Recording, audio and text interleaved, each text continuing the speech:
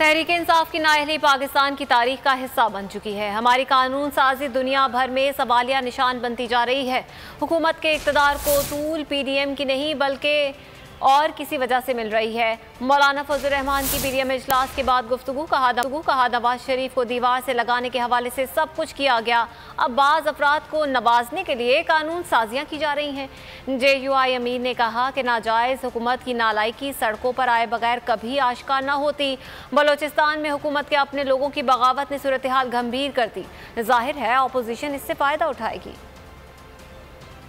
एक फर्द के लिए नहीं बना और न ही एक फर्द के लिए कानून खत्म किए जाते हैं, जबकि ये सब कुछ मियां नवाज शरीफ के हवाले से किया गया। तो अब भी वही है कि कुछ अफराद को नवाजने के लिए बाकायदा कानून साजियाँ की जा रही हैं। मेरे ख्याल में कभी भी ये कोई अच्छी मिसाल आइंदा के लिए नहीं रहेगी।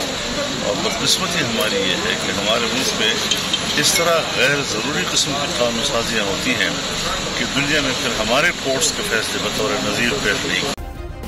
सब्सक्राइब करें और बेल दबाएं ताकि कोई खबर रह न जाए।